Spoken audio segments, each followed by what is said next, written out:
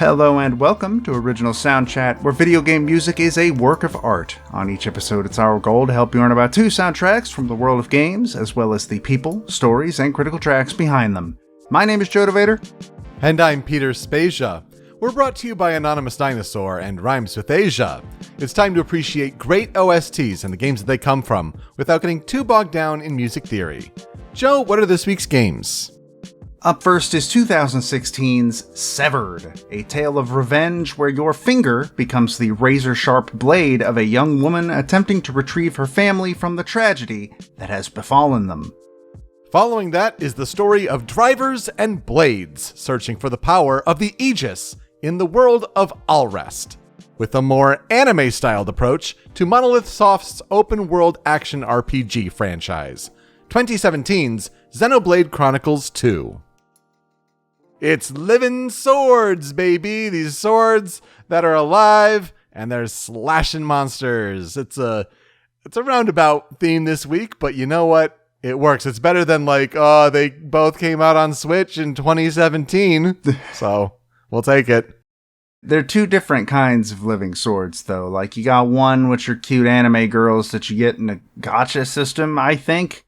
And the other is a gross, weird organic sword with an eye on it that is kind of cool looking, but also I wouldn't want to hold it. And the one with the weird eye is the one from Xenoblade Chronicles 2. No, I don't.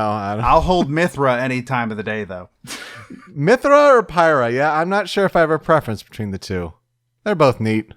In terms of just design, it's Mithra all the way, but I don't know anything else about either of them except what Matt has told me, which is he is not a fan of Pyra and Mithra is way better, apparently. My experience is limited to Super Smash Brothers, so I don't think I'm a fair judge of that either. So, oh boy, it's been a few days since we recorded last, so not a lot is going on in the world. But in the meantime, Joe, how are you doing? What are you playing? I finished Haven. It was pretty good. Navigating its map is kind of a nightmare. At least it was for me. And that's really my only big complaint. It also kind of it has a pretty good ending, but it also kind of just ends.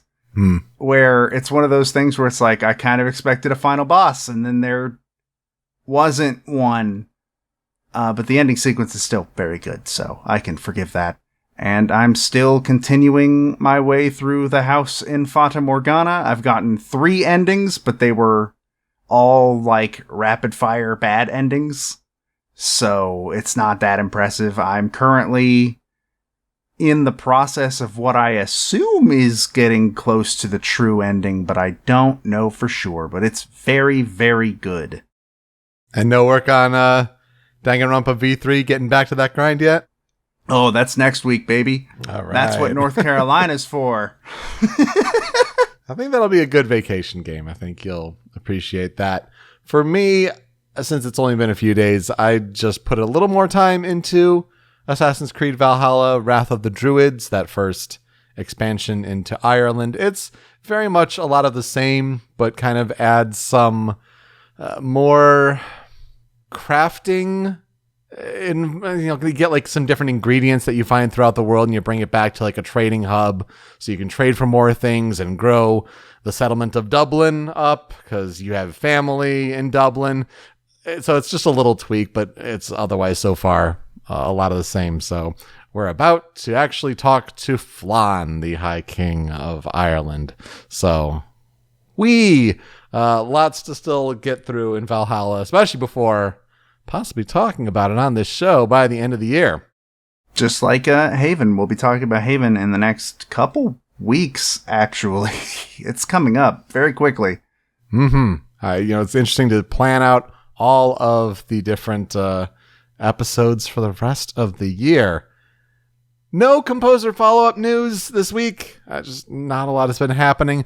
Also, this would be the time we'd play VGM Hurdle, but the website's been out of commission for a few days. I think I jinxed it when I said that we're really appreciative of the people who keep it up and running, and then it died. So they listened to that and were like, well, I'll show you. It's all my fault. Or they were so happy with our appreciation that they didn't notice that they tripped over the power cord to the website. Yeah, it's just like a black screen. It's a little ridiculous. So, sorry, on to the games. All right, let's talk about the first game. It's called Severed. It's a game about severing things. Pretty much literally, it is that. Severed was originally released as an exclusive for the PlayStation Vita on April 26th, 2016. It did not stay an exclusive for very long, because it would later release on the Wii U and 3DS on September 22nd, 2016. And then it also released on the Nintendo Switch on August 8th, 2017, which is probably the best place to go play it nowadays. It was developed and published by Drinkbox Studios, whom we have not talked about yet on this show. They had, before this, made a name for themselves with their previous title, Guacamelee, which I assume at some point one of us might bring that up too. I don't know. I haven't played it yet. I've been thinking about bringing it because I played and loved Guacamelee. It was so good. I've heard great things about it, but I have not given it a shot quite yet. It's a luchador in a Metroidvania. What's not to love? Well, while that is a 2D Metroidvania starring a luchador, Severed is a first-person dungeon crawler that is played almost 100% through touch controls. Note that on Switch, in case you are looking to buy it on Switch, it cannot be played docked. It is handheld only. That might sound weird, but also I cannot imagine playing this game without touch controls. That sounds horrifying and abysmal. Yeah, I was wondering, like, you have to play it that way on Switch. There's no other way. Yeah, it's built for touch controls. You should use touch controls to play Severed. Its art style is very heavily inspired by Central American and South American aesthetic, much like Guacamelee. Which is why, until now, I thought Drinkbox was a Central American studio. They're not. They're Canadian. Oh, I wouldn't have guessed that. I also wouldn't have guessed that based on the 3 games featuring Mexican Central American style iconography that they have made. In Severed, the player takes control of Sasha, a young woman whose life has been turned entirely upside down. After an attack by a monster leaves her home in ruins, Sasha awakens to find her left arm and her family gone. With the help of a living sword, Sasha ventures into the 3 dangerous areas outside her home, being the Domain of the Crows, the Mountain Ghost Town, and the Citadel, in order to retrieve her mother, father, and brother, fighting her way through numerous monsters along the way. Now, most of Severed plays pretty much exactly like your usual first-person dungeon crawler. Granted, I believe we've only talked about one of those on this show. No, we've talked about 3. So we've talked about Soul Hackers, and we've talked about both the Persona Qs. Both of those are first-person dungeon crawlers. They play roughly the same as Severed does. You can move in the 4 cardinal directions. Hitting the side buttons makes you turn. Hitting forward makes you walk forward. Hitting back makes you step back. Very simple stuff. At times, the player will encounter a group of enemies. In Severed, the enemies are not random encounters. There are big, balls of sort of dark energy that you will see throughout the dungeon, and when you make contact with one of those, you are in a fight. And there are a limited amount of them. They don't come back once you've killed them, etc., etc. And when you encounter these enemies, the fights are still in first person. The enemies can appear in each of the 4 directions that Sasha can face, which means that if you're fighting 4 enemies, there's one in front of you, behind you, to your left, and to your right, and you've got to be able to handle that and sort of manage making sure that you're killing all 4 and getting hit as little as possible. Battle, in general, is done by swiping your finger across the enemy in order to perform a sword swing, or if you're me, putting your finger on the enemy and just quickly running it in a circle, which is very, very, very effective. And that is the main reason why you don't want to play this game without touch controls. there's no good way to do that. So when an enemy is killed, the game will slow down and the player will be given the chance to sever various parts of the monster, such as its eyes or its feet, and you can use these monster parts to upgrade Sasha's strength and abilities. So, the main questions of Severed are, can Sasha find and rescue her family? And even if she does, is her family already lost? And can she defeat the dragons supposedly waiting for her at the end of her journey? So here's where I will ask, what are our experiences with Severed? So I played Severed on PlayStation Vita. I beat Severed there. And I also got the Platinum Trophy for Severed on PlayStation Vita. Looking back on it, I am appalled to discover I do not remember anything about the soundtrack. And I don't know how that's possible. That is unfortunate, because it is a really, really good and also unique soundtrack, honestly. I played Severed last year, I think? Or was it earlier this year? Roughly in the near past. It was one of those games where I woke up one morning on a day off and just loaded up Severed on my Switch and pretty much burnt through most of it in one day. Though I think I had also started it the night before. So I finished it pretty quick. It's not very long. There are only 3 areas. It's a pretty simple game, so it's not hard to sort of just bust your way through pretty quickly. Though it's interesting you mentioned the circle strategy. Mine was just like back and forth, which, you definitely need the touchscreen. Like, there's no way to do that. And for those wondering, like, when you have enemies surrounding you, like, you'll get indications of when a monster is prepping an attack. So, like, that's kind of your cue to switch and like attack and fend off that way. Open them up, stun them, and slice off their limb. So, yeah. Yeah, it's less overwhelming than it sounds, but it's still pretty challenging overall near the end, at least. Oh, yeah. And I really liked Severed. I had a very good time with it. I have not played any of Drinkbox's other games at all. I haven't played Guacamelee. I haven't played Guacamelee 2. I haven't played the game they came out with this year. Nobody Saves the World.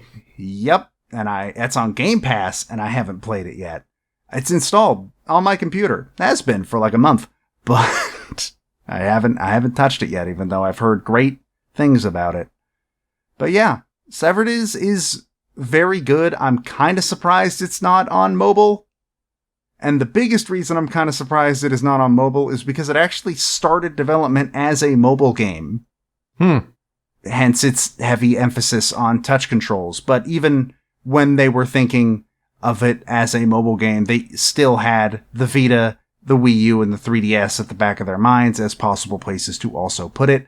They had also considered the PlayStation Move and the Xbox Kinect, both of which sound terrible. Yeah. Kinect especially. Oh, God. You can tell based on when it ends up releasing in 2016 that they must have been working on it for a while if they were considering those platforms. Probably 2011, 2012, maybe. Mm-hmm. It ended up releasing on Vita first, obviously, as we said, which apparently that is a tradition of Drinkbox. I don't know if Nobody Saves the World fits in this. I don't think it does. But apparently Guacamelee also released on PlayStation platforms first, before anything else. So Drinkbox has a pretty alright relationship with Sony, I guess. They must. When it released on Wii U and 3DS, it was actually one of those rare games that supported cross-buy, which, off the top of my head, I can't think of another one.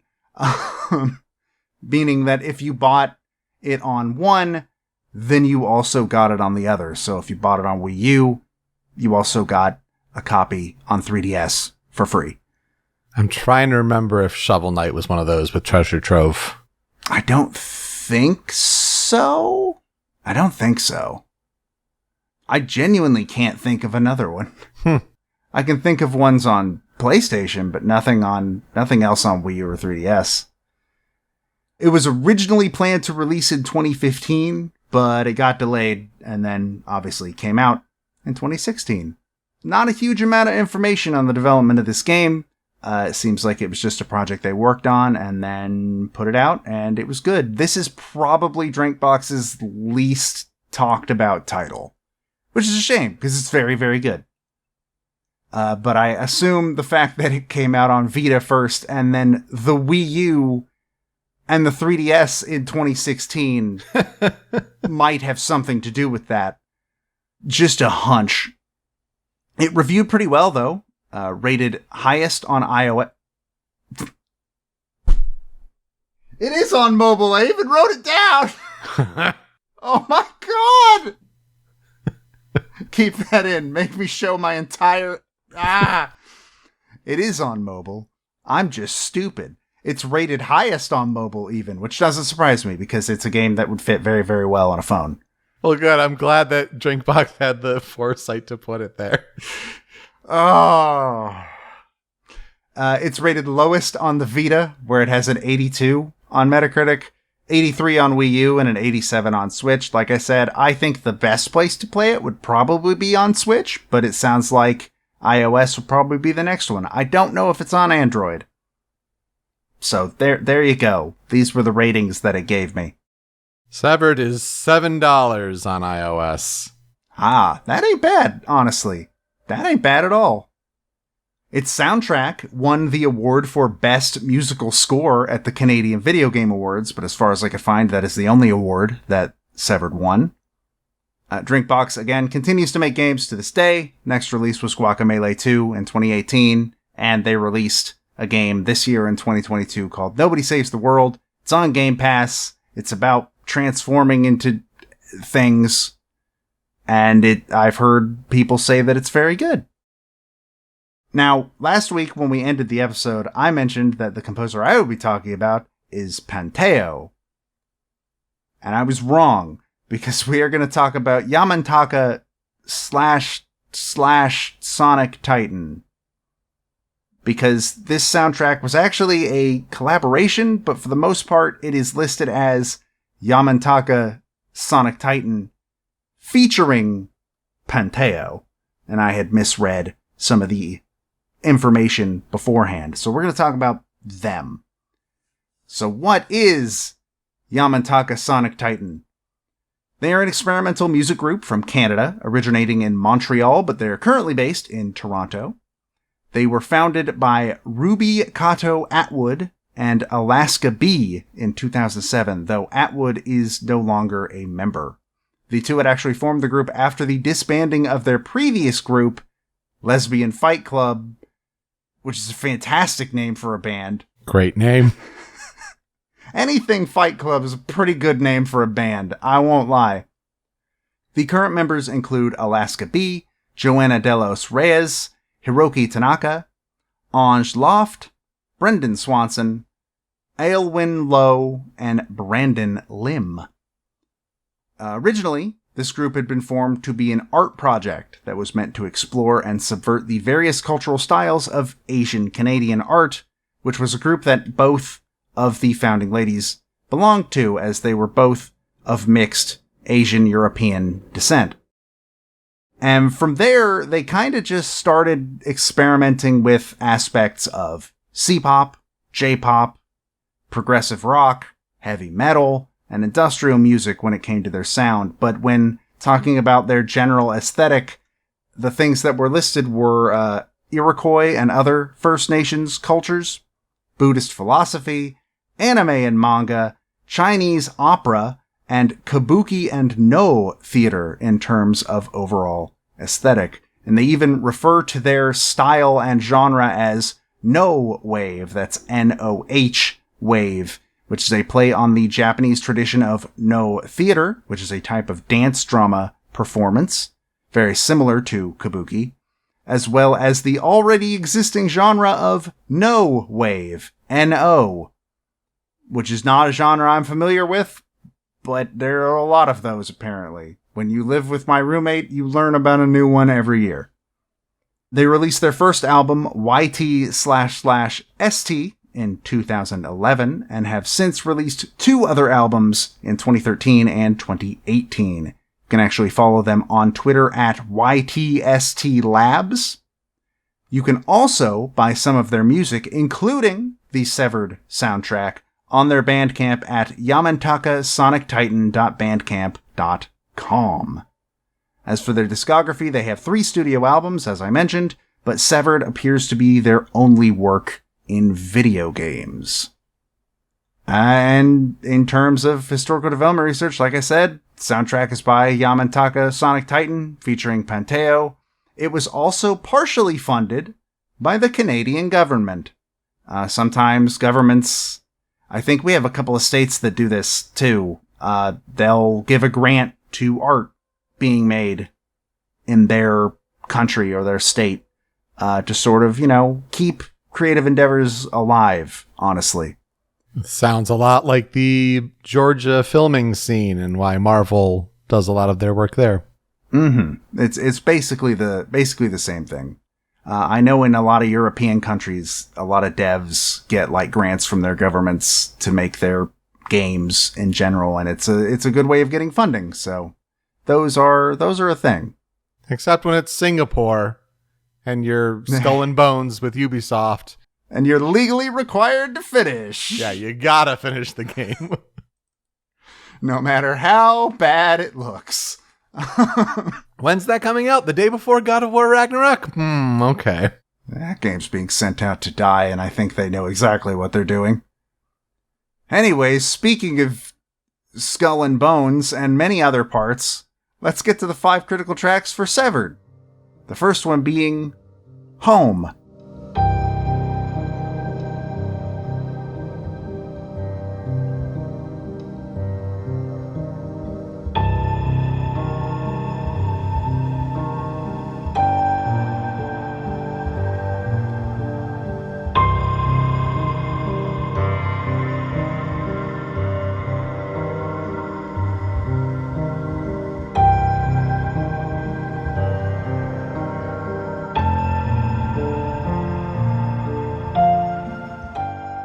This is the music that plays in Sasha's house, or at least what used to be Sasha's house, because it's been demolished and it's in ruins, and it's very sad, which the music very accurately reflects that this is no longer like a happy place for Sasha to spend her time.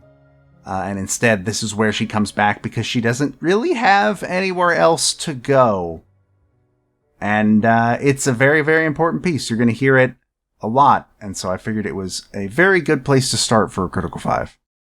Well, they sure picked the right piano tones to go with it. It sounds like a dirge at a funeral. And it's really hollow in a lot of its tones. But there's just something captivating about its minor chords that it's constructing. Really neat. Yeah. So from here, we're going to do 1 exploration, 1 boss, and 1 battle theme. The way that music works in the dungeons in Severed is that it's a lot like, what's another game where it's like this? Both of the songs are essentially the same song, but when you get into a fight, the music like ramps up in intensity super hard. But it's still essentially the same piece, and it has all the same pieces. You'll understand what I mean in a minute. We're going to start with the exploration track. This is Domain of the Crows Exploration.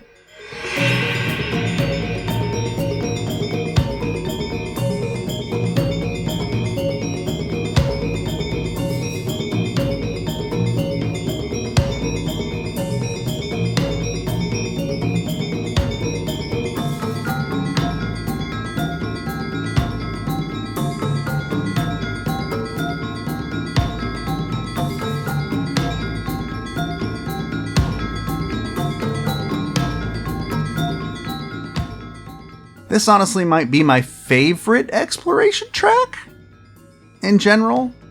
This soundtrack really likes to use chimes. You can kind of hear them a lot in this piece. And honestly, I would use this as an example as to what a good amount of the music in Dungeons sounds like in Severed, where it's kind of this... There's not really a melody. Mm-hmm. It's just this sort of controlled cacophony of bells and chimes and things to make the dungeons you're walking around feel very mysterious, essentially. And I think it does a very good job at that. And somehow, despite it being like very repetitive in terms of these parts, it doesn't really get annoying. That's a hell of an accomplishment, honestly. Yeah, I think if you had a melody that was possibly grating, that would just kind of stick with you and that would kind of get on your nerves. But I feel like when it's trying to be just an environmental piece, just kind of giving you a mood instead of a little jingle, yeah, it's going to be way more difficult to get on your nerves and more effective in setting up how you're supposed to feel during your exploration. So yeah, good accomplishment there. And yeah, you're right. A lot of neat bells and chimes and controlled cacophony is a really good way of putting it for sure. Following that, let's get into a boss fight theme. This is the first boss you fight in the game. It is Crow Golem.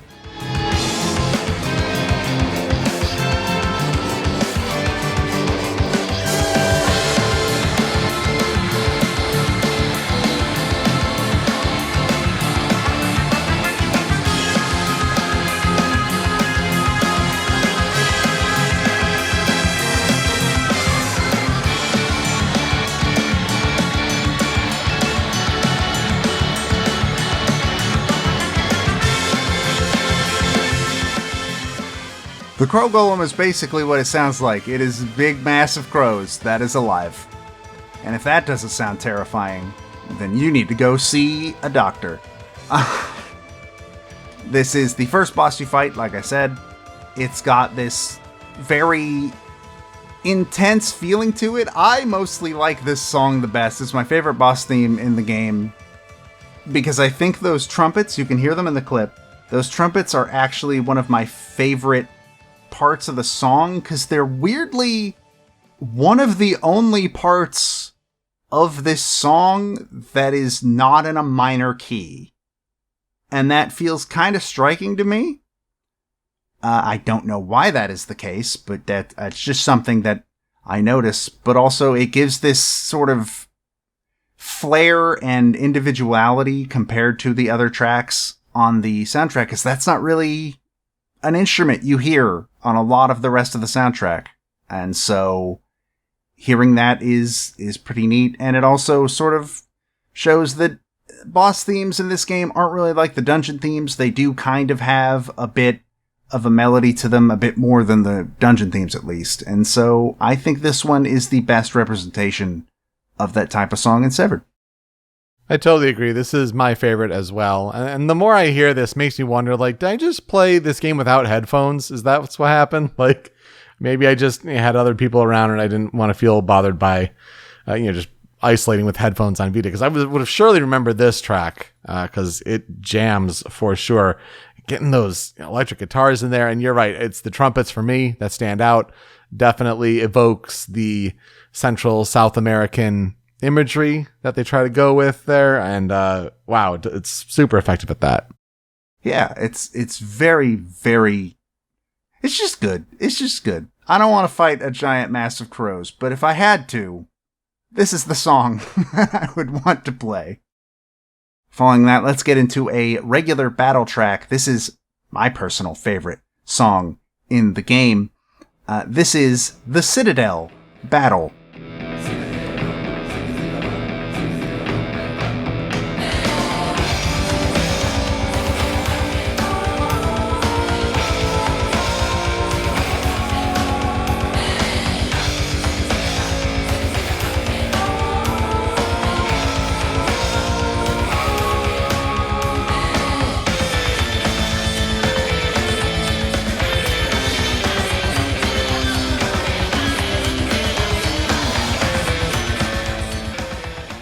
Why is this my favorite battle track and my favorite track? That chanting. But chanting is hype. Chanting is hype. What else am I supposed to say? Chanting makes anything really cool. okay, let me qualify that. Depending on what is being chanted, chanting makes anything really cool, especially music like this, where I think this one does the best job at ramping up intensity, and the chanting is just a huge part of it, and I get kind of hype every time I hear the song. It's fantastic. Yeah, it really does make it stand out. It's a really good pick to include this one, I think, especially for the last area of the three. Mm-hmm. And you're definitely turning up the stakes here for this one. So, yeah, again, another one where it's like, maybe there's something inkling in the back of my mind, but it should have been more memorable than that. It's really, really cool. And I think it's one that's high on my favorites listening to all these. And our final critical track, this is Take My Hand, credits. Take my hand, I'll never let you go. There's no place too high, and heaven and earth to find you. Make no mistake, until my body breaks, I'll find the power I need.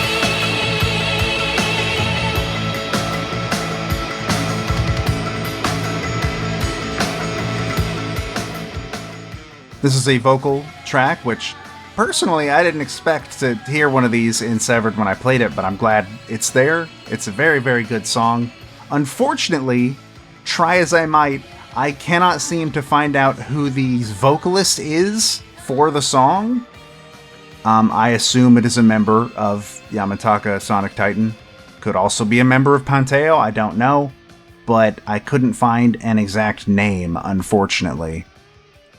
But whoever it is, she's doing a killer job, and I really, really like this song, especially as a credits theme for Severed, because Severed kind of has, I'm not gonna lie, a bummer ending. Oh, yeah. That's a rough ending for sure. I like the vocalist here as well. I think she does a great job, but it is unfortunate that there isn't really any additional information there. I also like the instrumentation that's going on here. However, I'm not a fan of the recording EQ for the vocals. I wish it were cleaner, and maybe it says something about the ending and all of that, but I just think if I were listening to this on its own, maybe like you are listening at home, I would have preferred cleaner recorded vocals, or at least mastering it that way. I think I had a reaction close to that generally when I first heard it. It's grown on me. But yeah, that EQ takes a little bit of getting used to. I mean, stylistic choice at the end of the day. For sure. And what can you do? 4 tracks on the cutting room floor. The first one is actually probably my second favorite track in the entire game, and the only reason it's not in the Critical 5 is because I already had a battle track in the Critical 5, and sacrifices had to be made. But I'm gonna show it to you anyways. This is Mountain Ghost Town Battle.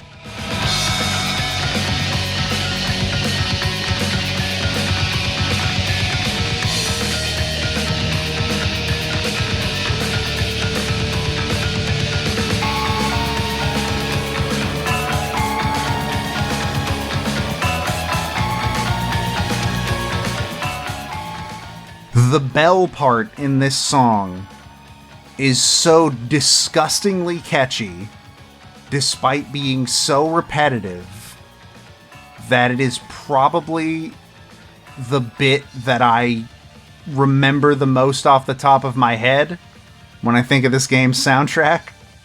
That part just sort of lodges it into my brain, and like I said, this is a very close second for my favorite song in the game in general. I agree. The bell part definitely stands out. It's a good instrument line, really spooky chord progression there, and just the arpeggios it's kind of building.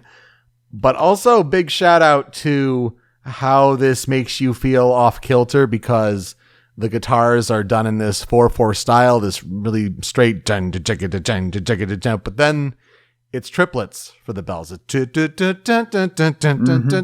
it's that disconnect there that'll make you feel uneasy as the difficulty starts to ramp up in area number 2. Yeah, it's just a really, really... I didn't even notice that. I'll be real. That's a really good observation. Damn. And the other track of the cutting room floor is Erkan.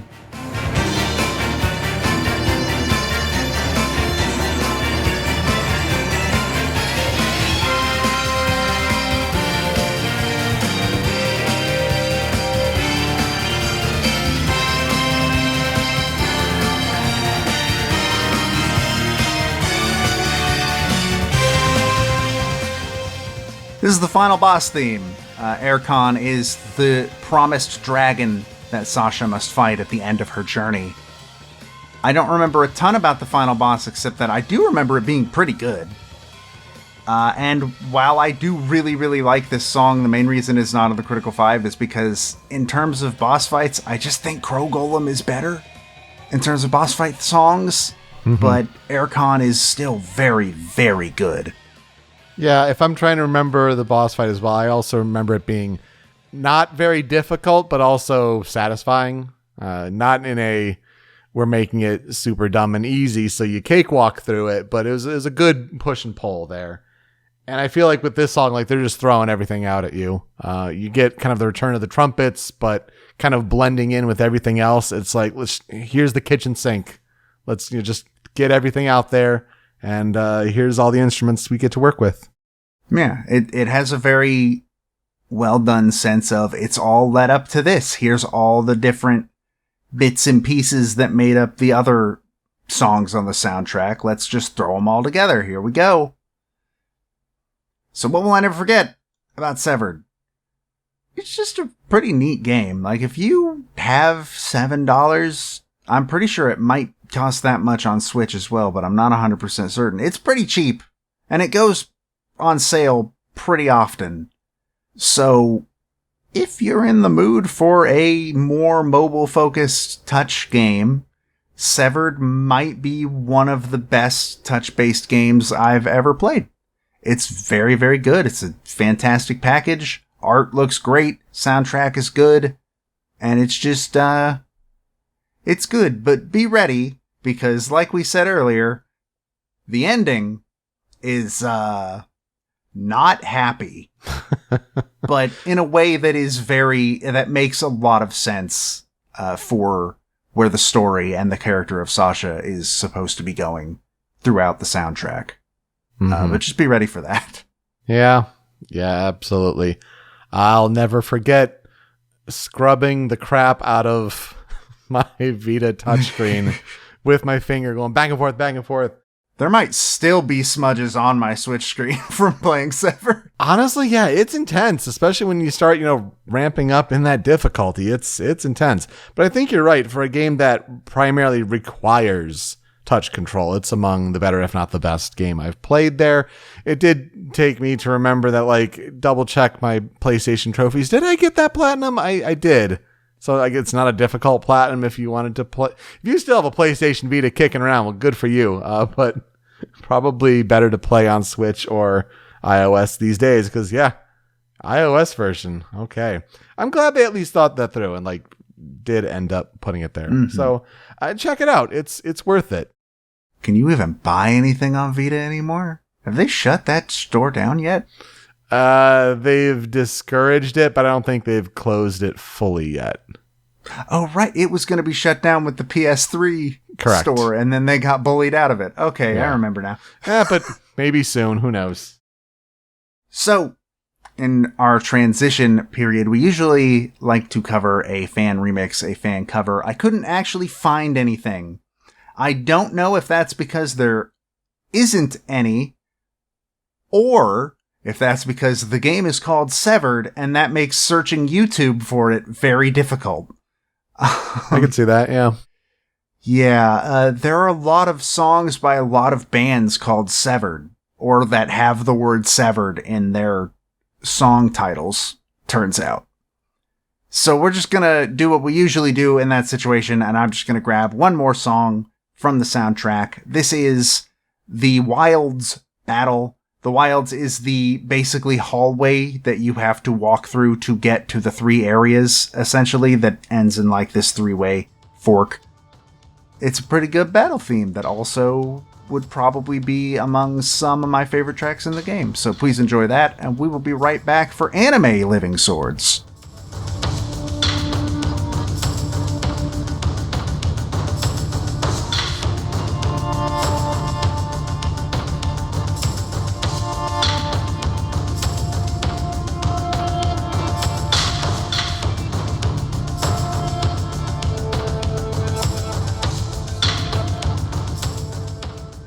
From creepy living swords to anime girl, sometimes boy, living swords.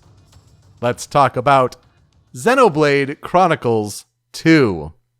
Not the first time we've talked about Xenoblade Chronicles on this show, actually. Talked about Xenoblade Chronicles X and its soundtrack by Hiroyuki Sawano. Trying to go in that different direction for that franchise that we talked about in episode 50. And then we finally got to the original Xenoblade Chronicles in episode 70. And here we are now. It's been a while, but we had been waiting until a third game was announced and coming out. And look at that. It's that time. So now it's time to talk about one of the best soundtracks of 2017. If you want some inside baseball, we've had a best of 2017 list pulled together for a long time now. Longtime fans know this. Just trying to find time in our production schedule to make it work. The 10 games had almost all been covered on the show before, but now this makes the 10th. With Xenoblade Chronicles 2, or known as Xenoblade 2 in Japan, it released on December 1st, 2017 for Nintendo Switch. It is the third installment in the Xenoblade Chronicles franchise, and it is the 7th main entry in the Xeno series. The game is developed by Monolith Soft and published by Nintendo. Xenoblade Chronicles 2 is a third-person action RPG, where the player controls one member of a party of 3. It's very reminiscent of an MMO to me, where you have abilities that are on a series of cooldown timers, and characters will auto-attack if enemies are within a certain radius of you. The main part of the game is a focus on exploration, quest completion, and item collection, while the main story moves along with many long cutscenes. Instead of the game taking place in an open world, like Xenoblade Chronicles and Xenoblade Chronicles X did, Xenoblade Chronicles 2 takes place on multiple open-world lands that can be fast-traveled to upon discovery. New to this game, though, is that the characters in the party also control additional beings known as blades. Each character can only have 3 blades active at a time, which determines the character's class between an offensive attacker, a healer, or a defensive tank.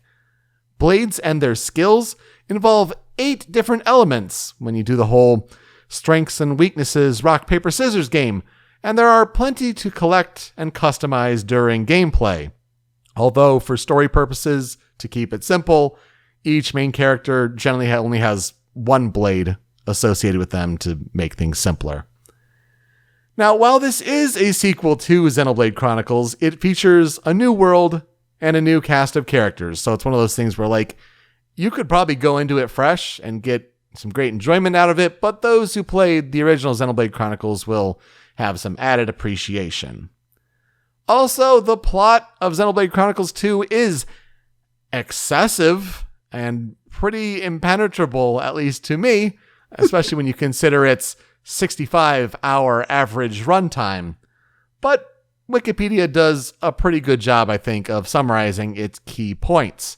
Quote, Xenoblade Chronicles 2 takes place in Alrest, a world covered in a sea of clouds. Humans live on top of and inside large living creatures known as titans. Some people, known as drivers, can summon powerful beings known as blades from crystals. After he is hired for a salvaging mission, a young salvager named Rex comes into contact with a legendary blade named Pyra, indirectly becoming her driver. And he promises to take her to a fabled paradise called Elysium. Throughout their journey, Rex and his party are pursued by Torna, an organization that's set on taking the power of Pyra for their own means. End quote. So I think the big questions overall are, what are the secrets of Pyra as a blade known as the Aegis? Why is Torna after her power? And can Rex and his friends make it to Elysium? And what will they find there? Joe, here's where I'll ask you, what are our experiences with Xenoblade Chronicles 2?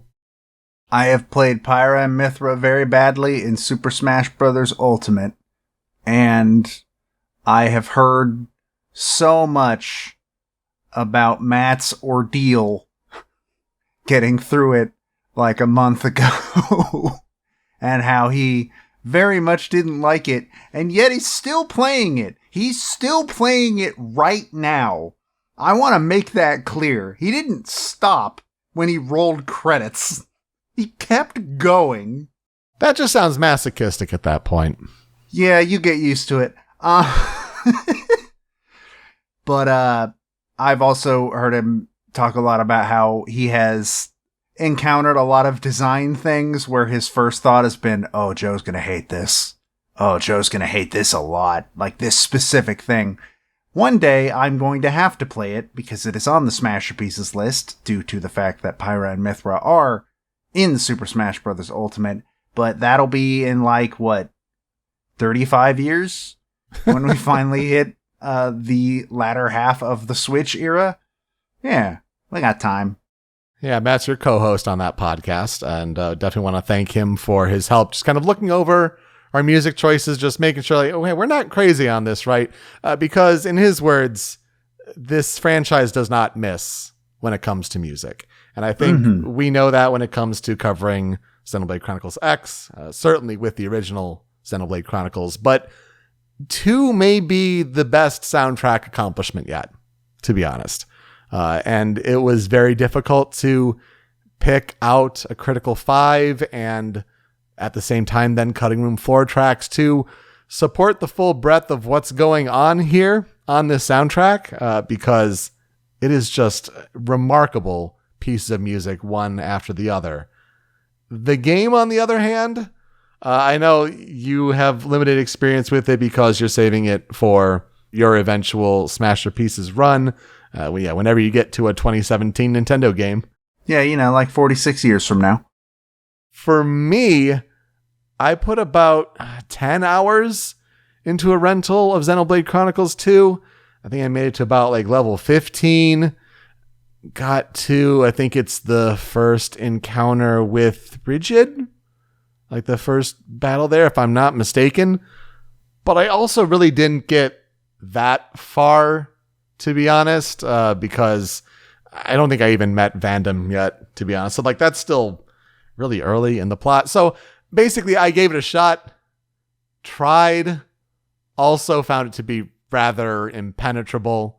So I'm you know what? I'm fine just knowing generally what happens. Also really appreciating the music because that is really the shining spot with this game, I think, especially that when anyone can just look at this game and listen to it and it's oh, that's a quality soundtrack right there. It may be a certain niche that really goes in and appreciates this game, and even then for some to enjoy it as opposed to playing it to have a terrible time out of spite. But, at the very least, I think anyone can appreciate the music here. And that was the big driving force for bringing it finally to the show. So, plans for Xenoblade Chronicles 2. Developing this game began in July 2014 during the latter half of development on Xenoblade Chronicles X. While the original Xenoblade Chronicles followed the typical structure of a general story-driven JRPG, you might remember that Xenoblade Chronicles X received far less emphasis on the game's story. It was organized in more of a mission-based structure, and it was really all about the exploration of that massive open world. You had the skells, you had the big mechs that you could fly, and wow, look at that big world, but not so much there on the story front. And so when fans kind of gave feedback to Monolith Soft how, hey, we didn't really like this shift, the development team was unhappy about that, and they decided to work on another story-driven title. Since the gameplay is more of a continuation of the original Xenoblade Chronicles, they decided to call it Xenoblade 2, as opposed to any other letter or symbol or anything like that. It's a 2, it's a continuation off of the ideas from the original Xenoblade. So the developers wanted the faces of their protagonists in this game to convey a wider range of emotions. So they chose Masatsugu Saito as the lead character designer, and this was his first time apparently designing characters for a video game. And they chose him to give their protagonist a more expressive, anime-like art style, especially when you compare it to the previous Xenoblade games, where it was more of a realistic type of modeling that the developers found to be a bit too stiff. Here's a fun fact. Square Enix's Tetsuya Nomura, known for character design in Final Fantasy games and being the brainchild behind Kingdom Hearts, he was brought in as a guest artist, and he was responsible for designing the characters within the Torna organization. Funny, I don't remember them having belts and straps everywhere. I don't think I've seen them, but I choose to believe that they are people made of belts. Why not?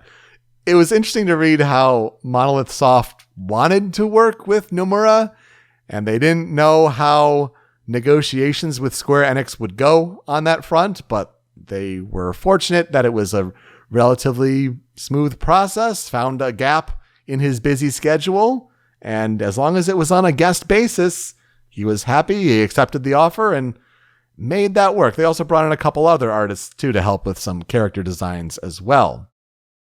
Xenoblade Chronicles 2 did not take as long to develop, especially when compared to the previous Monolith Soft games, because the development was difficult in the beginning due to a lack of what is the Switch going to be for its technical specifications. They had targeted this future Nintendo console, but didn't really know how powerful it was going to be. Even still, they used the architecture that they had already worked on with Xenoblade Chronicles X as a foundation, and this helped speed up their development. They figured it has to be more powerful than a Wii U at least, so they had that going for them, I guess. This also helped Monolith Soft deliver the game early on in the Nintendo Switch life cycle, and certainly that was a goal that Nintendo was very happy with, and they wanted software to hit in that first year of the system. As a result, it was revealed during the January 2021 Nintendo presentation that detailed the launch of the Switch. Everyone remembers it ending with that amazing Breath of the Wild trailer, but oh yeah, that's right, it was the reveal of Xenoblade 2 somewhere in that middle as well. And ARMS. And 1-2 Switch. The game reviewed pretty well, with a Metacritic average of 83. The game's story, characters, its complex combat system, the soundtrack, and its amount of content, as well as the beauty and size of the environments. These were all largely praised. However, some criticisms included the game's writing, its, quote, intricate, unfriendly gameplay with an overbearing amount of tutorials, some clunky menus, and technical issues, primarily with characters that talk non-stop during battle and drown out the music. These were all issues that people had with the game.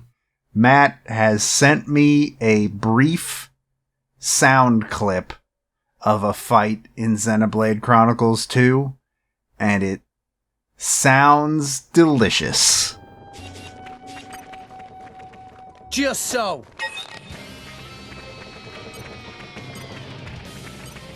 And hit! Don't And forget hit. me! New enemy in the mix! You don't And think hit. you can take me! Okay, time to take you down. Don't forget I'm me! fired. I like your attitude. That's chaos. And when you have multiple party members, their blades all talk too. And then you have the enemies. and they all talk, and it's without any thought of sound mixing. It's everybody talking at once, and it could have been thought out a lot better. Oh, it's so good. As Harold Goldberg from the Washington Post summed it up, quote, "A wondrous game lies in there somewhere, but it's too often too difficult to swim through." And I feel like that's a good summation of at least my experience with the game. However, it sold 1 million copies within a month, and by April 2018, Xenoblade Chronicles 2 had become the best-selling game in not only the Xeno franchise, but also the best-selling Monolith Soft game ever. It sold 2.17 million copies worldwide as of the end of 2020. However, when you release a game worldwide at the beginning of December in the year, it kind of leaves it out of a lot of award consideration, especially when it comes to the big video game award shows, on top of 2017 just being an insane year for video games. Nevertheless, Xenoblade Chronicles 2 won awards for excellence at both the 2019 Japan Game Awards and the 2018 Famitsu Awards. It was also nominated for Best RPG at IGN's Best of 2017 Awards, and it also got a nomination for Game Engineering at the Navigator Awards in 2018. The legacy of Xenoblade Chronicles 2, well, there was downloadable content released throughout 2018. Even before the game's launch, there was like a Rex costume that was released for Link in The Legend of Zelda Breath of the Wild, just for some cross-promotion because Monolith Soft also helped work on the open world for Breath of the Wild, so a little bit of cross-promo there. However, you'd have a big DLC expansion called Xenoblade Chronicles 2 Torna, the Golden Country, and that released digitally as part of the game's expansion pass on September 14th, 2018, with a standalone retail release a week later. Its story is set 500 years before the main game, and it features new gameplay mechanics and new music tracks. Pyra and Mithra were notably, as you said, added to Super Smash Bros. Ultimate as a Zelda Chic-like switch-off, trade power for speed DLC fighter in March 2021. And this was already after Masahiro Sakurai lamented how a character from Xenoblade Chronicles 2 was not able to make it into the main game's original release in late 2018, and that was due to poor timing of when the two titles were working on development together.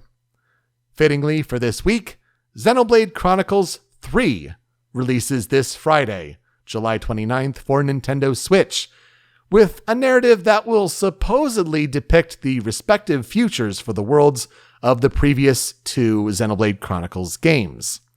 All of the composers are notably returning, and they are also joined by Miriam Abu-Nasser, who arranged tracks for Xenoblade Chronicles 2. So, watch out, Best of 2022 music. Another one. Because here's another one that is, I would think, likely in contention for a top 10 spot. Yeah, I don't even know. Like, this is one of those where part of me just wants to be like, I don't know if I'd use the word contention. I think this has a pretty good chance of being on it, but again, you never know what's gonna... We're only in July. You never know what's gonna happen. The composer that we will talk about this week for Xenoblade Chronicles 2 is Kenji Hiramatsu. And Kenji Hiramatsu was born on February 11th in Ibaraki, Osaka, Japan. He is not the former Japanese ambassador to India, who shares a similar name. Makes it very difficult to do some research on him, but Kenji Hiramatsu joins Tomori Kudo and Hiroyo Yamanaka, also known as Chico, to turn the duo group Ace into Ace Plus. And out of the three-person team, apparently Hiramatsu is the only person who liked games before he started composing for them. He's a big fan of Nintendo, according to comments made by Chico, and he often takes on the role of explaining the more difficult gaming jargon to the other two members. Oh, that poor man.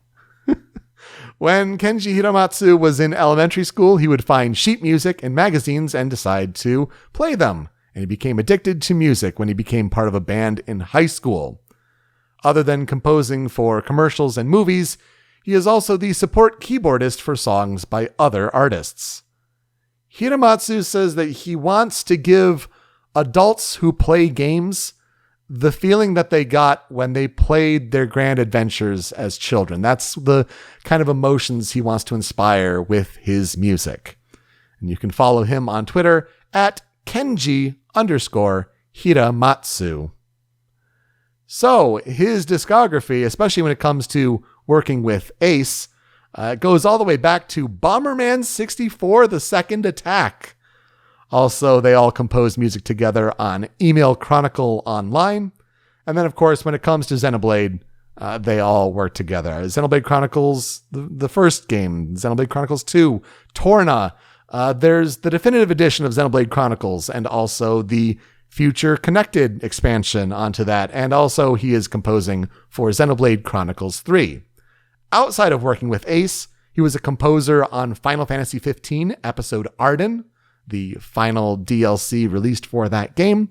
And he's also a composer on Infinite Dendrogram, which is an anime, I guess.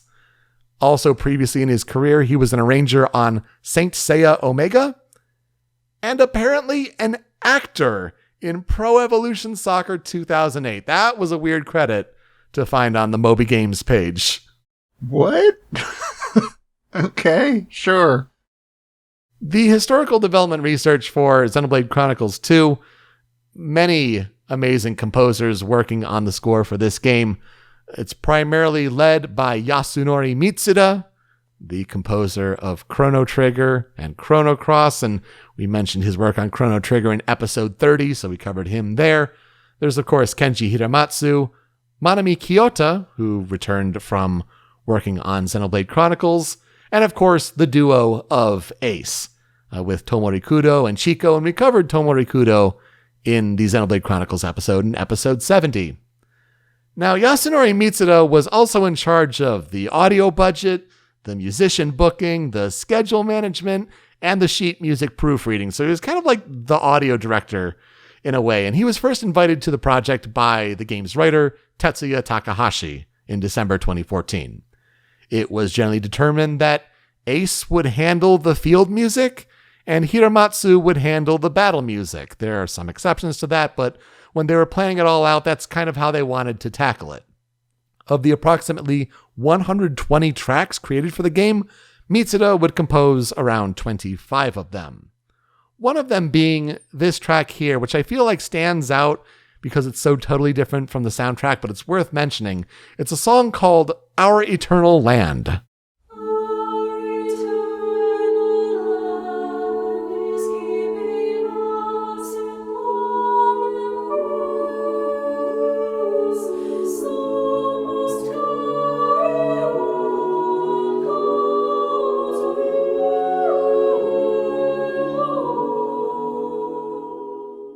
It's composed and arranged by Yasunori Mitsuda, with lyrics by Tetsuya Takahashi. English lyrics are done by Lissa and Castro Satoshi, with the vocal performances by Anona. And Anona is this Irish vocal group that Mitsuda always wanted to work with after he became a fan of this group in the 1990s. He claimed their performances here in Xenoblade Chronicles 2 made him cry. And this track in particular is used as the day theme of the Indoline Praetorium, which is the area governed by the theocratic people who control the procurement and supply of core crystals, which blades are born from. In addition to Anona, the soundtrack also features performances by the Slovakian Bratislava Symphony Choir. With contributions from over 300 total musicians and 20,000 sheets worth of music, Yasunori Mitsuda considered it the largest project he had ever worked on, with files and data from his production software Pro Tools surpassing 1 terabyte in size.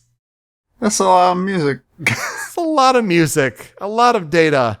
And how do you compress that all into... Well, we got to get it streaming into a game and make it sound as good as it does.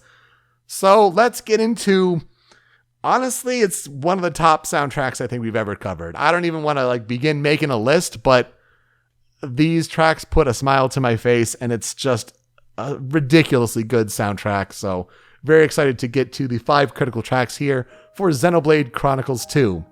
I feel like the first one we have to start with, though, is Where We Used to Be.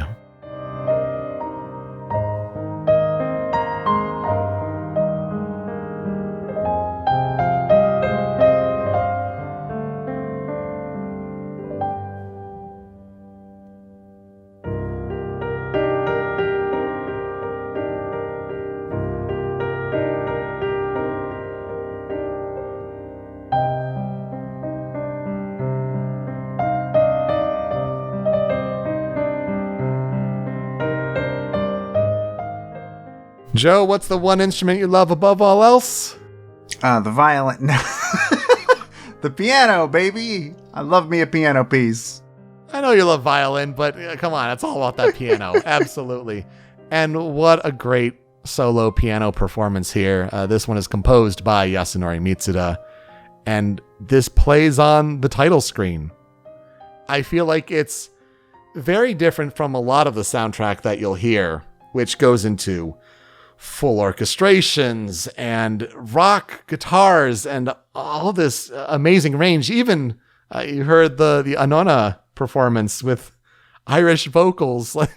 I mean, that's a separate one in all itself. But to start your game experience with the title screen is with something as simple as solo piano, and just have it be this gorgeous moving piece. I feel like it's kind of a throwback to when Yoko Shimomura composed the main theme for the original Xenoblade Chronicles, but I feel like this strips it down even more. And it's just, listen to this gorgeous piece and get ready to be engrossed in this world. Yeah, it's a very, very pretty piano piece. I don't know what else to say about it. Definitely not what I expected from this soundtrack. I don't remember the first game having a like pure piano track, at least not like this, at the very least, but maybe I just don't remember. I don't know. I still haven't played it. Yeah, I think it's a nice kind of strip it down to its elements and then get ready for your face to be melted off, especially as we get to number 2 here on their Critical 5. What a track this is. I am just astounded every time I listen to it. This is Battle.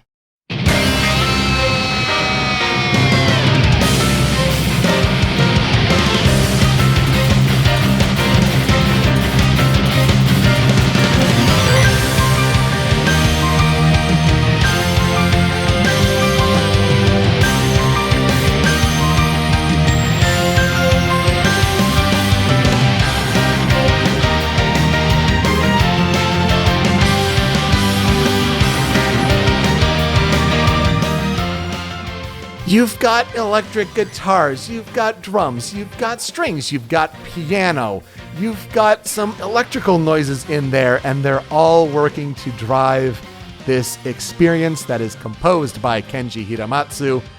I think it is the most insane, pedal to the floor, 2-minute loop of music that you will ever hear for a regular enemy encounter.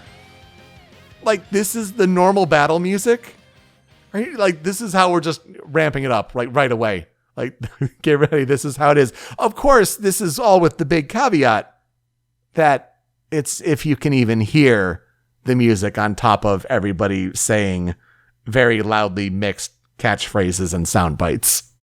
This is definitely Xenoblade, though. Like, this is the general feeling I think about when I think about, like, the Xenoblade battle songs that I've heard, which, again, my main experiences with that are the ones we've talked about on this show and what is in Smash. And that's pretty much it. But yeah, no, this song is awesome. It is rad, and I expect nothing different from the people that make the music for this series.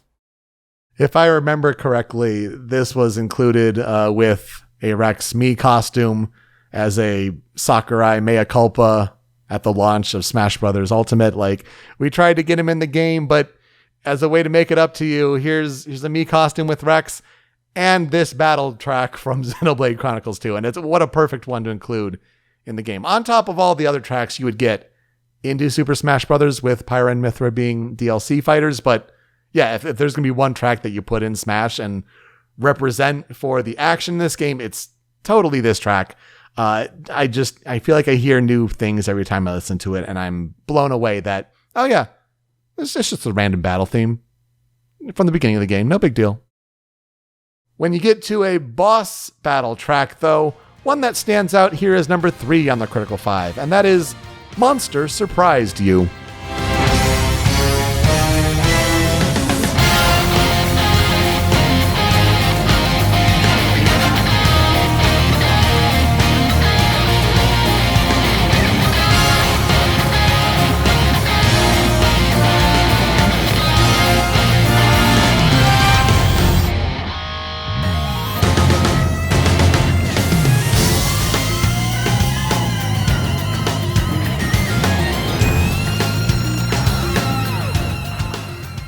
Oh, yeah, because on top of everything else, did you forget that you could also add brass instruments into this?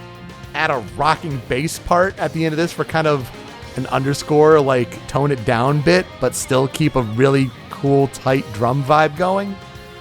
Just amazing. Granted, the part in this clip is kind of the kind of big bombast part of the loop before you kind of tone it down and then go back to repeating the track, but it sounds so good.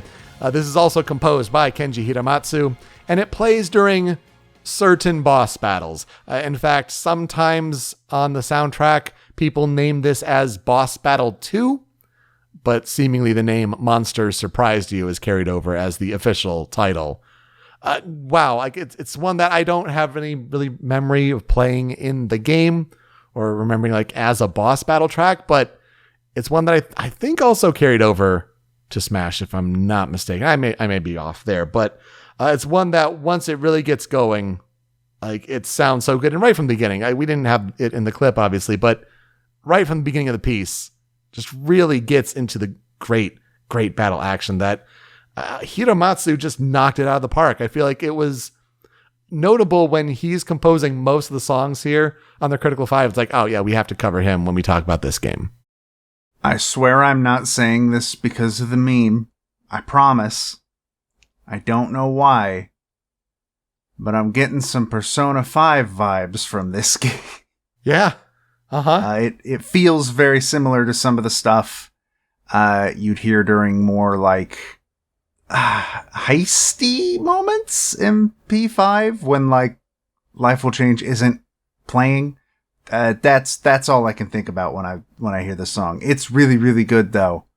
And a lot of these songs I'm very excited to at least hear the context in which they play, even if that context may make me upset.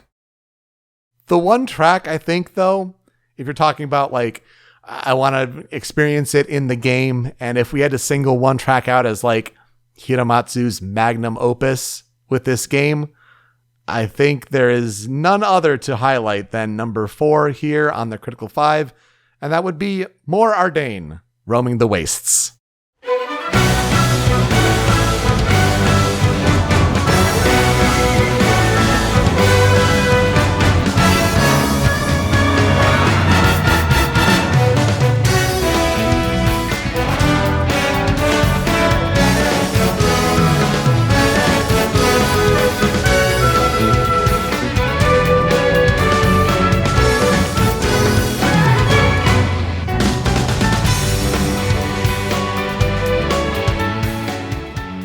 Yes, once again composed by Kenji Hiramatsu, and we finally get to a field theme. This is the music that plays during the day in the Empire of More Ardain. It's one of the more primary areas of the game. It's a point in the game where some music starts to shift after that. And what an incredible piece. I mean, it's Hiramatsu pulling out all the stops here, I think. Granted, it's not a battle track where you're just going full energy here, but this is the splendor of the environment. Almost like a cool blue tone to it, at least I get that impression from it. But using the big brass lines with, oh my gosh, it's not trumpets, but it's like the horns, the trombones, and then the bass behind it, the drums, get the guitar going. Everything about this piece works so well. It was a prime example of like people like, please put this in Smash. I don't know what it'll be like to battle to it, but like this has to be in Smash from this game. And sure enough, it was. The night version is also pretty nice, but like this day theme is the prime example of like, this is how good this soundtrack is. If you hadn't told me this was a field theme, I don't think I would have been able to guess that it's a field theme, because it feels like a song that would play during a sequence, like a big heroic sequence. Mm-hmm. And the fact that this is just a field theme is kind of insane to me, because yeah, it is fantastic, but it feels like it should be more than just, you are walking through this field. Yeah. I don't know. It's really good, though. Yeah, I feel like it's the Gower plane of this game where it's like, oh, this has no reason to be this spectacular. Just amazing, amazing stuff here. And then we wrap up the Critical 5 with an interesting choice, but one that I feel like stands out pretty well. This is Counterattack.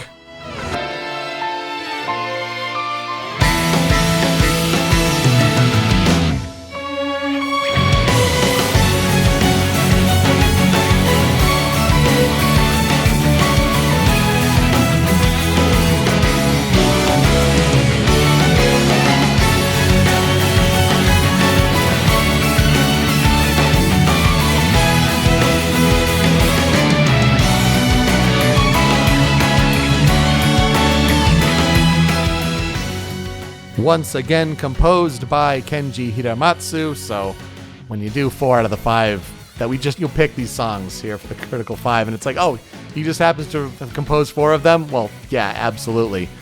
So this song plays, as Counterattack suggests, when things are shifting in battle, the momentum is changing, especially during cutscenes, and it famously plays when Pyra shifts into Mithra for the first time.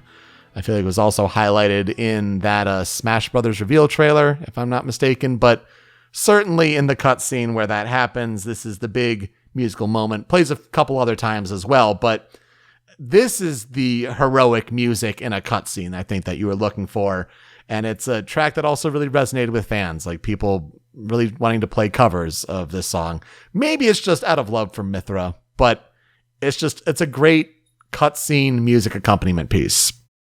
So when you say shifting in battle during cutscenes, more like narratively, it's Okay. not out of your control, but like it's the big moment where it's turning the tide in the protagonist's favor. Like, yeah, this is that moment kind of thing. If I had to kind of conceptualize it for you.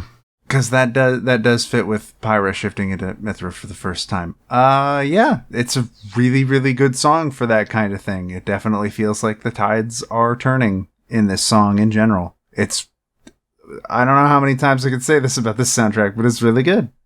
It does not miss. When it comes to tracks on the cutting room floor, Matt and I had to kind of piece together a couple for you. Just to make sure we couldn't have some tracks go unmentioned. So, Joe, you got a couple of tracks for me on the cutting room floor. Hit me with them. Yeah, much like Live Alive last week, it's a really good soundtrack, and sometimes the other person needs to bring up songs they don't know about.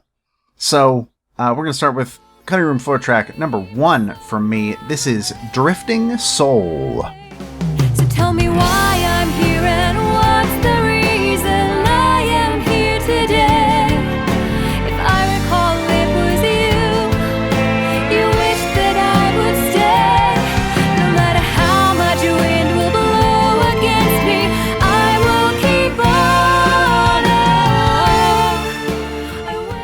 on. This song was composed and arranged by Ace, with lyrics by Tetsuya Takahashi. The English lyrics were written by Lissa and Castro Satoshi. Vocals by Jem Bird, who is part of the English acoustic duo Tomorrow Bird. And from what I've been told, it plays during big emotional moments during the story. This sounds like it should be playing in an episode of Fruits Basket. That's an interesting comparison point. Yeah, it sure plays in moments.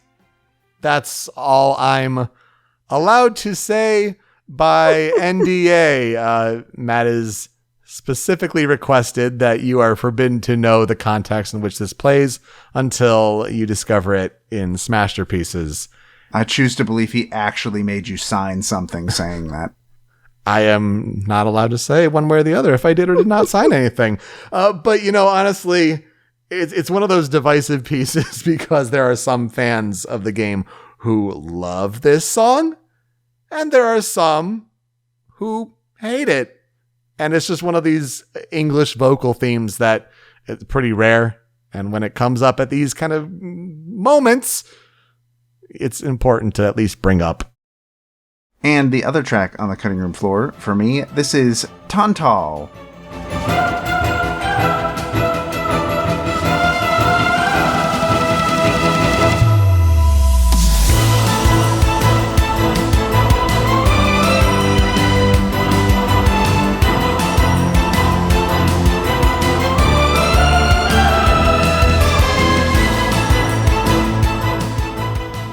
This was composed by Ace. It is the field theme during the day in the snowy kingdom of Tantal. Or however it's pronounced, I don't know. English people can't pronounce words, so, But, yeah, this is another field theme. And much like not to the same extent, but much like the last one, I would not have guessed that this was a field theme unless I had been told. They go real hard for field themes in Xenoblade. They sure do for most of them. I think this is the area where you have Zeke introduced into your party, if I'm not mistaken. And you can definitely hear the snowy environment. I feel like this is probably where the Bratislava Symphony Choir is brought in. You kind of hear almost like sleigh bells, like something jingling in the background. But that bass drop into the drums is so cool. And it just kind of opens up the splendor of the piece. It's another great field theme. I feel like More Ardain is the top, but this is a pretty close second. I have a couple tracks as well on the cutting room floor, and I decided to deviate a little bit here. One of these comes from the Torna expansion, and this track really stands out to me because of how different it is. This is Battle Torna.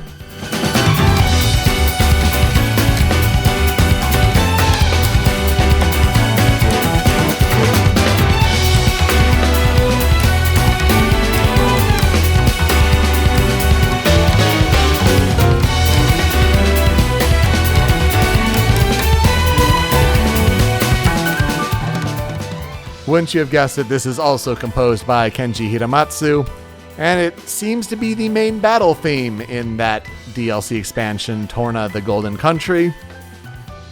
Wow, I would have not put scat jazz on the design docs, so to speak, for this DLC expansion, but what a cool piece. Granted, I think it's kind of using some leitmotif and riffs from More Ardain. That may be story related. I don't know. But it's such a cool choice of just an entirely different genre than anything else you've heard in Xenoblade. And for a prequel story 500 years before, yeah, do something different. Go for it. But yeah, I would have not have pegged jazz. And it sounds so cool. 20 seconds is not enough to listen to the whole piece. Yeah, that jazz piano is some good stuff. That is definitely what stood out to me immediately upon hearing the song for the first time. And also, I didn't expect that from this soundtrack, but I am very glad it's here. Yeah, especially the chromatics going down with the chords and some of the dissonance there. Oh, it's really, really neat, but so different. But going back to a battle theme that is more expected of Xenoblade Chronicles is a track from Xenoblade Chronicles 2 that you would imagine harkens back to the original Xenoblade Chronicles. This one here on the cutting room floor for me is You Will Recall Our Names.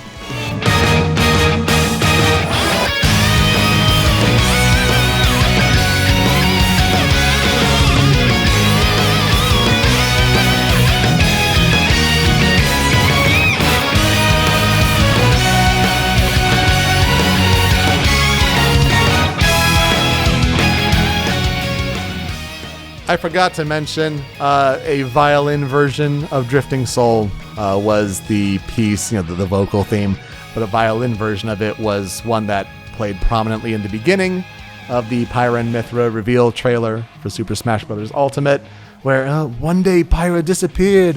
Where are you? But here, this is a piece that definitely plays prominently at the end of that reveal trailer for Super Smash Bros. In the context of Xenoblade Chronicles 2, it plays when a unique monster detects the player in the Empire of Morardain or any country first visited afterwards. It is also heard in a few cutscenes and story boss fights, so definitely reminiscent of one of the more famous pieces from Xenoblade Chronicles of You Will Know Our Names, but we're doing some tense shifting of You Will Recall Our Names for this theme in the sequel. Just so cool, just a rip-roaring guitar solo with the full accompaniment behind, and once you guess, composed by Kenji Hiramatsu to round things out. Feels like it should have made the critical 5, but at the very least had to have been cutting room floor here. Yeah, this song is rad. I think I like You Will Know Our Names more. I agree. And I think that's kind of where it slid here, for me, to be honest. But overall, yeah. I have a feeling that when I hear this song in-game, I'm going to be afraid, but you don't. You never know. Who knows? If you'll even hear it. So what will I never forget about this game? Certain characters from it, to be sure. The Smash Brothers now lineage of it all. Weird things like Tora and Poppy. Video Game Donkey has certainly quite a video on Xenoblade Chronicles 2. But really, it's a soundtrack that has so many bangers on it. Is just one of the greats, honestly, especially from its year of 2017. And wow, I just won't forget a lot of the tracks from this game. Morardain, I have no experience playing it, but still makes me a little emotional listening to it. How is this so perfect? One day, I will have to play this game, and from the little information I have, I don't think I'm going to have a great time, but we will see. May also be a Smasher Pieces episode that has multiple parts to it, but... Oh, it'll for sure be that. I guess you'll have the experience of the first one there to kind of guide you through that. Oh, by then we'll have played... Well, no, by then we won't have played Persona 5. This'll be the... Oh, God. Got a lot of games left to play for that podcast of yours. But in the meantime, these two games about living swords slashing through enemies with Severed and with Xenoblade Chronicles 2, two totally completely different games in terms of scale and control and literally everything else. But I'm glad you had the living sword connection. That really does help. So that will do it for us this week on Original Soundchat. You can find me on Twitter at PeteSpeakEasy. Joe is over at StringPixel. The video version of the show is on the Rhymes with Asia YouTube channel, but it's that MP3 podcast version that you want, and that's hosted by Anonymous Dinosaur at anondino.squarespace.com. That's where Joe's other podcast, Smash Your Pieces, is hosted. And you can find Smash Your Pieces and Original Soundchat wherever you get your podcasts. Apple Podcasts, Google Podcasts, even on Spotify, where we have a podcast feed with episodes, but also a big playlist on Spotify, where if we talk about a video game song on this show and it's on Spotify, it's getting added to this monster playlist. Joe, what's being added this week? Severed is on Spotify, so that'll be going on there, but Xenoblade Chronicles 2 is a first-party Nintendo game, so no. Thanks, Nintendo. Man, it'd be perfect to listen to these songs on Spotify. One day, maybe. One day. In the meantime, when you're done listening there, you can find the show on social media at Soundchat OST. Leave some feedback for us. How are we doing with these episodes? Also, suggestions for games you'd like us to cover in the future. We're starting to fill out 2022, but, we'll always take your suggestions. That's for sure. All right, Joe, who are we talking about next week? I will be talking about Takayuki Iwai. And I will be talking about Daisuke Ishiwatari. Oh, yeah, we're getting to that franchise. It's about time. All right, to play us out, let's talk about one of the many covers that are available on YouTube. But one came up in my search, and I wanted to give it some attention because it seemed like someone who was trying to get himself out there, and he's like, oh, I wasn't even sure if I wanted to do this song, but my friends told me that I should just play what's in my heart, and it doesn't matter what anyone else thinks. And you know what? Studio Nintendo over on YouTube did a great metalcore cover of Counterattack, and I really like how it sounds, so I wanted to give this cover of this song some more exposure. Granted, it's not like we have a lot of exposure to promote out there, but you know what? Giving this one love, I'm good with it. So thank you to Studio Nintendo over on YouTube. Thank you so much for listening this week on Original Sound Chat. We'll see you next time. Take care.